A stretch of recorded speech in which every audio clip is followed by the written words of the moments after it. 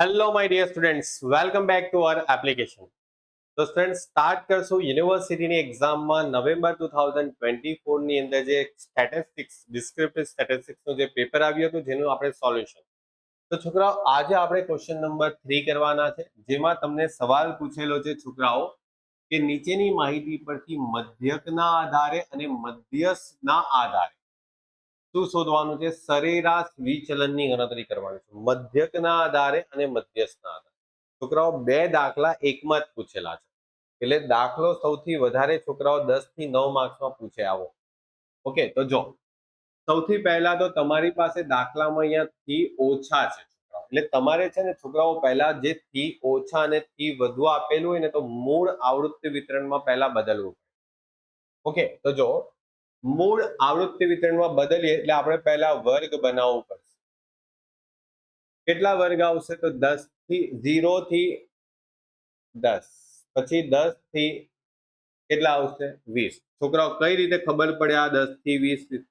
તો છોકરાઓ જો 0 થી 10, 10 થી 20, 20 થી 30, 30 થી 40 આવી રીતે તમે વર્ગ બનાવી શકો.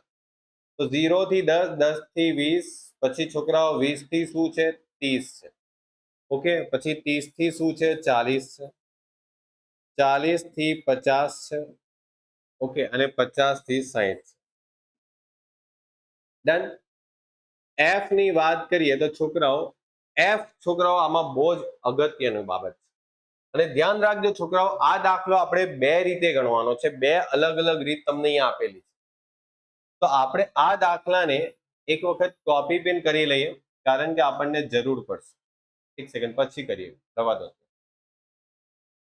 અત્યારે રહેવા. તો આપણે પહેલા મૂળ આવૃત્તિ શોધીએ. દાખલામાં જે આવૃત્તિ આપેલી છે ને થી ઓછાની આવૃત્તિ છે, આપણે મૂળ આવૃત્તિ શોધવી પડશે. તો જ્યારે પણ થી ઓછાની આવૃત્તિ આપે ને છોકરાઓ, ધ્યાન આપજો છોકરાઓ, જ્યારે પણ દાખલામાં થી ઓછા આપે ને તો તમારે શું કરવાનું? આ આવૃત્તિને માઇનસ કરતા હોવાના. આમાંથી જો 50 માંથી 40 માઇનસ કરે તો કેટલા આવશે? 10. 40 માંથી 20 માઇનસ કરશે, કેટલા આવશે? 20. 20 માંથી 10 માઇનસ કરશે તો કેટલા આવશે? 10. 10 માંથી 5 માઇનસ કરશે, કેટલા આવશે? 5. 5 માંથી 2 માઇનસ કરશો, કેટલા આવશે? 3. અને 2 માંથી છોકરાઓ 0 માઇનસ કરશો એટલે કેટલા આવશે? 2. ઓકે, ચેક કરી લો. જો ને આ બધાનું ટોટલ કરીને જો 2, 3, 5, 10, 20 અને 10 કેટલા આવે છે? 50. ઓકે, તો આ જે રકમ છે એ તમારી કન્ફર્મ આપણે કોપી કરી લઈએ, અહીંયા મૂકી રાખ. ચાલો, તો છોકરાઓ આપણને બે માહિતી પ્રમાણે દાખલો ગણવાનો છે, એક મધ્યકને આધારે અને એક મધ્યસ્થને આધારે. તો હવે આપણે શું કરવાનું? પહેલા મધ્યકના આધારે તો છોકરાઓ પહેલા મધ્યક શોધવો પડશે ને. મધ્યક શોધવો પડશે ને. કેટલો મધ્યક આવશે? તો છોકરાઓ x બાર કેટલો આવશે? તો સિગ્મા fi ના છેદમાં n. ઓકે, fi ના છેદમાં n. વિચારી જો કે તમારી પાસે xi છે નથી, પહેલા એ શોધો. આ દરેક સંખ્યા જે છે એ દરેક સંખ્યાની મધ્ય કિંમત શોધી નાખો. જેમ કે 0 થી 10 ની મધ્ય કિંમત કેટલી આવે? 5. આ તો આવડે ને છોકરાઓ, હમણાં જ આના આગળના લેક્ચરમાં જ આપણે શીખ્યા. સરવાળો કરો અને ભાગ્યા 2. સરવાળો કરો ભાગ્યા 2. બરાબર, એ રીતે તમે કરશો તો આ બધી સંખ્યા તમારી મળી જશે. બોલો કઈ રીતે? બોલે સર આ 2 નો સરવાળો ભાગ્યા 2. સિમ્પલ, વચ્ચેની સંખ્યા આવશે આ બંને. ઓકે, હવે તમારે fi અને xi નો ગુણાકાર કરવો. બરાબર, જેમ કે આ fi xi નો ગુણાકાર 5 દુ 10, 15 તાલી 45. ઓકે, 25 ઇન્ટુ 5 125 થઈ જશે. પછી 350 થઈ જશે. પછી તમારી પાસે અહીંયા 900 થઈ જાય અને અહીંયા 550 થઈ જાય. ઓકે, તો 10, 45, 125, 350, 900 અને 550 કેટલા આવે છે? 1980 આવે છે. ઓકે, કેટલા આવે છે? 1980. એટલે 1980 ભાગ્યા તમારે 50 કરવા પડશે. 1980 ભાગ્યા 50 કેટલા આવે છે? 39.6. ડન. હવે છોકરાઓ તમારે શું શોધવાનું છે? સરેરાશ વિચલન. તો આપણે અહીંયા x માંથી x બાર બાદ કરવાનું અને માનાંકમાં લખવાનું. માનાંકમાં લખીએ એટલે છોકરાઓ માઇનસ નહીં લખવાનું. એટલે તમારે શું કરવાનું? આ બધી સંખ્યામાંથી છોકરાઓ આ સંખ્યાને બાદ કરવાની. એટલે જો 5 માંથી 39.6, 5 માંથી આને રકમને માઇનસ કરીશ એટલે આવશે 34.6. પ્લસમાં લખજો, માઇનસમાં નહીં, કારણ કે આપણે માનાંક લખીએ. ઓકે, કારણ કે સરેરાશ વિચલન શોધીએ છીએ છોકરાઓ. સરેરાશ વિચલન જે છે એનું સૂત્ર શું આવશે? તો આપણી પાસે f હોય ને તો f ગુણ્યા xi માઇનસ x બાર ના છેદમાં n. જો દાખલામાં f નહીં હોય તો આપણે f નહીં લખશું, પણ f છે આપણી પાસે એટલે આપણે f સાથે આને મલ્ટીપ્લાય પર કરવું પડશે. સૂત્ર બધા યાદ રાખો. હવે છોકરાઓ તમે મલ્ટીપ્લિકેશન કરતા પહેલા એક કામ કરો. 5 માંથી તમે આ માઇનસ કરો અને પછી 15 માંથી આ માઇનસ કરો. કેટલા આવશે? 24.6. 25 માંથી માઇનસ કરો 14.6. 35 માંથી માઇનસ કરો 4.6. 45 માંથી માઇનસ કરો 5.4 અને 55 માંથી માઇનસ કરો 15.4. થઈ? આ બધી સંખ્યામાંથી આ રકમને બાદ કરવાની છે. હવે છોકરાઓ f સાથે મલ્ટીપ્લાય પણ કરી દેવાનું. એટલે આ જે રકમ આવી એને f સાથે મલ્ટીપ્લાય કરો. જેમ કે 2 ગુણ્યા 34.6 69.2, 3 ગુણ્યા 24.6 73.8, 5 ગુણ્યા 14.6 73, 10 ગુણ્યા 4.6 46, 20 ગુણ્યા 5.4 108 અને 10 ગુણ્યા 15.4 154. ટોટલ કરો કેટલા આવશે? 524.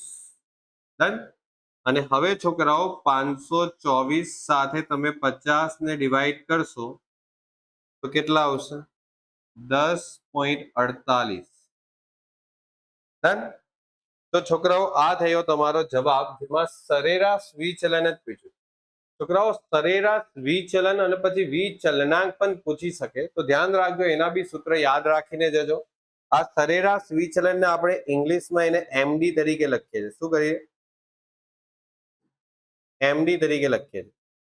ઓકે, એટલે તમારે આની સાથે જો આને ડિવાઈડ કરો, આ બેને ભાગાકાર કરો, 10.48 ભાગ્યા 39.6, એટલે તમારો જે આન્સર આવશે એ સરેરાશ વિચલનાંકનો આવશે.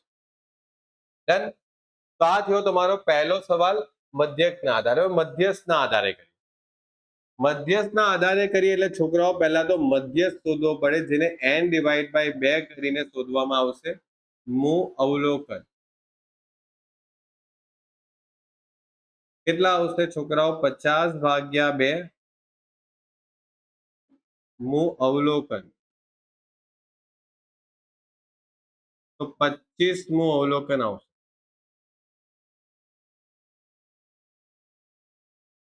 પચીસમું અવલોકન ક્યાં આવે? કેવી રીતે ખબર પડે છોકરાઓ? તો આપણી પાસે અહીંયા CF હશે. CF એટલે શું? તો આ 2, પછી 2 માં 3 ઉમેરે 5, 5 માં 5 ઉમેરે 10, 10 માં 10 ઉમેરે 20, 20 માં 20 ઉમેરે કેટલા થાય?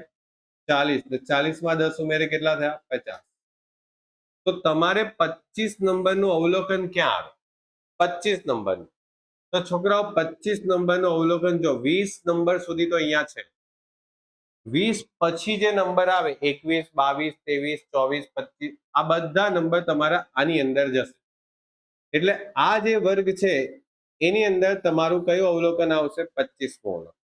એટલે એ લખશું કે મધ્યસ્થ વર્ગ કેટલા આવશે? 40 થી 50. અને આ નિવારક વર્ગ જ છે છોકરાઓ, આ ધ્યાન આપજો, આ નિવારક વર્ગ જ છે.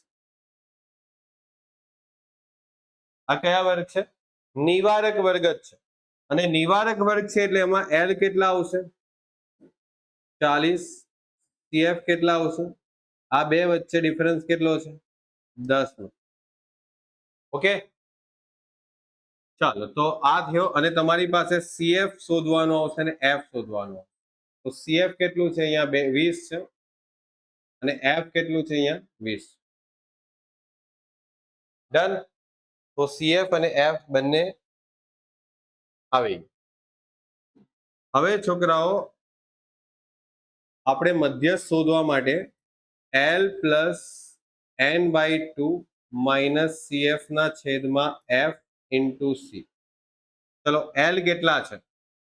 એલ કેટલા છે? તો એલ છે તમારી પાસે 40 plus N by 2. N by 2 કેટલા છે? તો એન બાય 2 છે 25 માઇનસ સીએફ કેટલા છે? તો સીએફ તમારી પાસે છે 20 ભાગ્યા એફ કેટલા છે? તો એફ બી તમારી પાસે 20 જ છે અને ઇનટુ સી. સી કેટલા છે? તો એક સેકન્ડ, આપણે મિસ્ટેક કરી. અહીંયા સી આવશે. ઓકે, ચલો કઈ વાંધો નહીં. સી આવશે છોકરાઓ. આ બે નો વચ્ચેનો ડિફરન્સ સી આવશે 10. ઓકે, મારાથી ભૂલથી સીએફ લખાય. ઓકે, વાંધો નહીં. ચલો છોકરાઓ અહીંયા આવશે 40 પ્લસ માઇનસ કરશો 25 માંથી 20 અને 5 આવશે અને પછી ગુણ્યા 10 અને પછી ભાગ્યા 20 કરશો એટલે 2.5 આવશે. એટલે 42.5 આવશે આ તમારો જવાબ. અને આ 42.5 જે છે એના પરથી છોકરાઓ હવે તમે શું શોધશો? જેવું તમે અહીંયા મધ્યકમાંથી તમે વિચલનો શોધ્યા એવી રીતે તમે મધ્યસ્થમાંથી વિચલનો શોધશો. હવે તો x માઇનસ m અને પછી f સાથે x માઇનસ m નો શું કરવાનો? બાદબાકી. બરાબર, મલ્ટીપ્લાય. જો કેટલો જવાબ આવ્યો? 42.5. તો તમારે છોકરાઓ શું કરવાનું છે? આ બધી જે સંખ્યા છે, એક સેકન્ડ, આપણે x ની સંખ્યા લખી નહીં. આ x ની સંખ્યા આપણે અહીંયા લખવાની રહી ગઈ. એક સેકન્ડ, આપણે લખી લઈએ. વેઇટ કરજો. આપણે x ની સંખ્યા આપણે અહીંયા લખી નથી, તો અહીંયા આપણે પહેલા x ની સંખ્યા લખીએ. x કઈ રીતે આવશે? તો છોકરાઓ અહીંયા આપણે લખેલા જ છે, અથવા તો તમે આ બંનેની મધ્ય કિંમત કરશો તો x મળી જશે. એટલે કેટલા આવશે? 5, 15, 25, 35, 45 અને 55. અને તમારી પાસે મધ્યસ્થ કેટલો આવ્યો છે? 42.5. તો આપણે છોકરાઓ શું કરવાનું? આ 5 માંથી 42.5 માઇનસ કરો. કેટલા આવશે?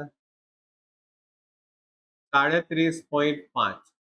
15 માંથી માઇનસ કરશો એટલે 27.5. આ માઇનસ છોકરાઓ તમારે લખવાનું નથી. કેમ નથી લખતા આપણે? એનું કારણ છે આપણે ઉપર માનાંક 2 બનાવ્યા છે. જો બરાબર, 25 માંથી માઇનસ કરશો એટલે તમારી પાસે આવશે 17.5. શું માઇનસ કરીએ છીએ તમને સમજ પડે છે ને? મધ્યસ્થ માઇનસ કરીએ છીએ. 35 માંથી માઇનસ કરશો એટલે 7.5. 45 માંથી માઇનસ કરશું 2.5. 55 માંથી માઇનસ કરશું તો 12. હવે તમે મલ્ટીપ્લાય કરો એફ સાથે. આ રકમને એફ સાથે મલ્ટીપ્લાય કરો. 2 ગુણ્યા 37.5 એટલે આવશે 75. 3 ગુણ્યા 27.5 82.5. 5 ઇન્ટુ 17.5 87.5. 10 ઇન્ટુ 7.5 75.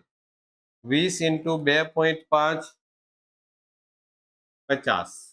અને 10 ઇન્ટુ 12.5 125.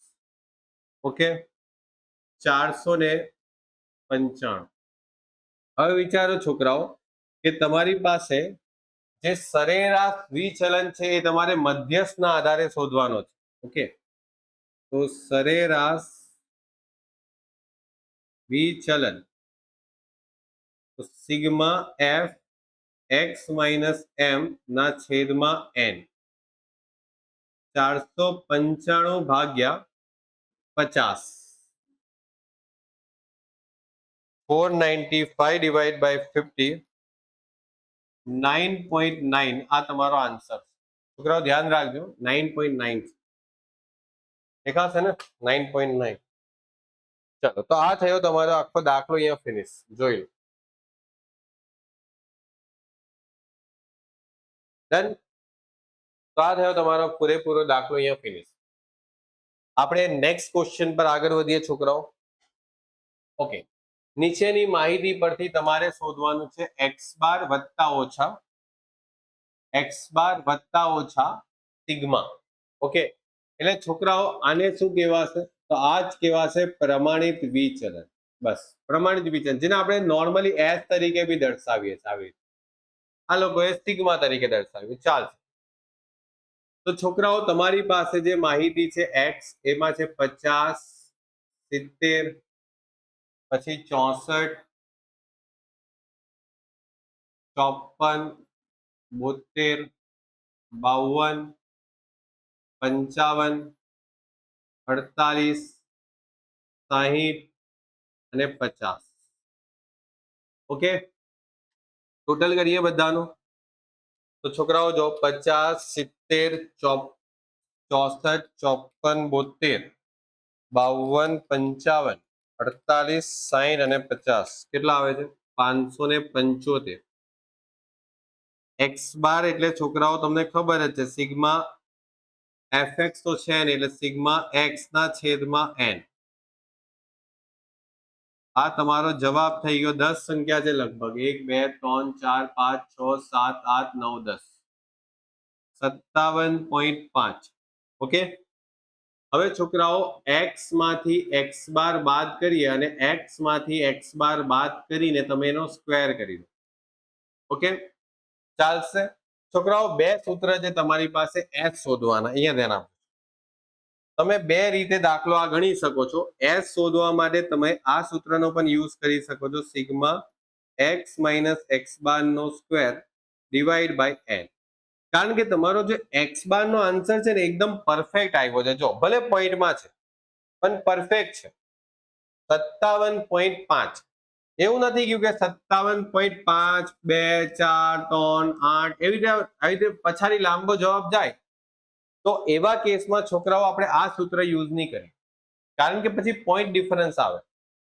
તો આપણી પાસે જે દાખલાનો જે જવાબ આવ્યો છે, બરાબર, એમાં આ રકમ તમારી પાસે ખાલી પરફેક્ટ એકદમ 5 આવેલી છે. તો આ સૂત્ર આપણે યુઝ કરી શકીએ, કોઈ તકલીફ નથી. ને જો તમને એવું લાગે કે નહીં સર આ સૂત્ર આપણે નથી યુઝ કરવું, તો તમે આ સૂત્રથી પણ દાખલો ગણશો તો ચાલશે, આન્સર આવશે, કોઈ તકલીફ નથી આમાં. બંને ચાલશે, આ પણ આન્સર ચાલશે, આ પણ. હું તમને બંને રીતે તમને સમજાવી દઉં એટલે તમારું જે ક્લિયરિટી છે થોડી આવી જાય. પહેલા એક કામ કરીએ, આમાંથી આ માઇનસ કરી દઈએ. ડન. 50 માંથી 57.5 એટલે આવે છે 7.5. 70 માંથી માઇનસ કરીએ એટલે 12.5. બરાબર ને? આ બધી સંખ્યામાંથી આ બાદ કરવાનું, આમાંથી આ બાદ કરવાનું.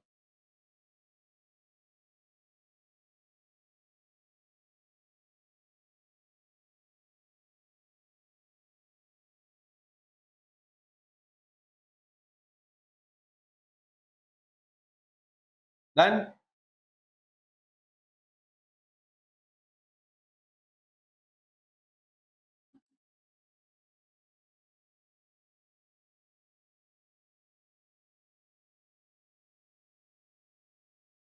ઓકે, અને આ ટોટલ છોકરાઓ લગભગ 0 જ આવે. ઓકે, એમાં તમારે કઈ જોવાનું હોતું નથી. હવે આનો સ્ક્વેર કરી દો. 7.5 નો સ્ક્વેર એટલે 56.25. 12.5 નો સ્ક્વેર તો 56.25. 6.5 નો સ્ક્વેર 3.5 નો સ્ક્વેર 14.5 નો સ્ક્વેર 5.5 નો સ્ક્વેર 2.5 નો સ્ક્વેર 9.5 નો સ્ક્વેર 2.5 નો સ્ક્વેર 7.5 નો સ્ક્વેર.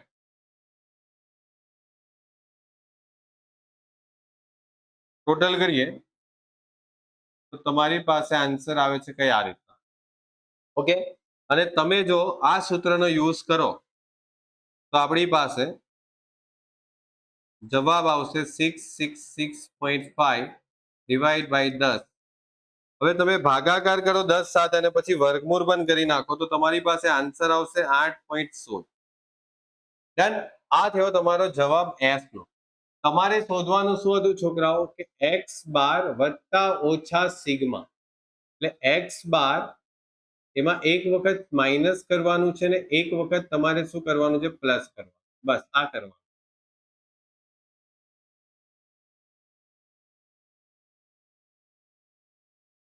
ઓકે, કશે વોઇસ પ્રોબ્લેમ થયો છે છોકરાઓ? એક સેકન્ડ.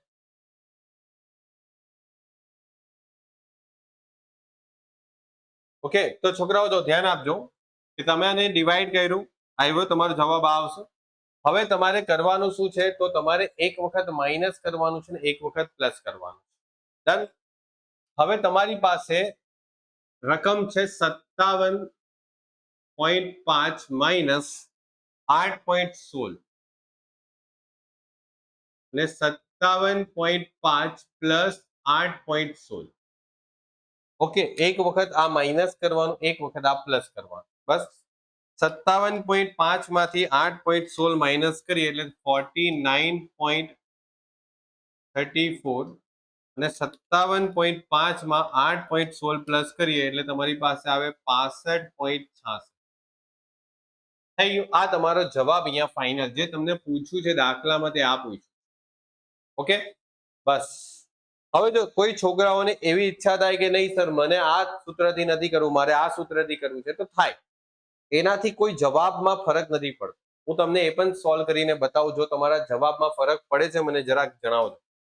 તમારે શું કરવાનું છે છોકરાઓ, આ રીતે સોલ્વ કરવા માટે આ એક્સ નું ટોટલ તો આપણે કરેલું જ છે, ખાલી એક્સ નો સ્ક્વેર કરવાનો છે. કરાશે? ચલો 50 નો સ્ક્વેર 2500. આ તો મેં છોકરાઓ આ સૂત્ર કરીને બતાવું છું તમને. ઓકે, કે તમને ડાઉટ નહીં આવવો જોઈએ કે સર કેમ આ રીતે કર્યું. આ રીતે પણ તો થાય. ઓકે, બધે રીતે થશે છોકરાઓ. જો મેં તમને બતાવું 40 96 આ બધી સંખ્યાનો સ્ક્વેર કરી દો.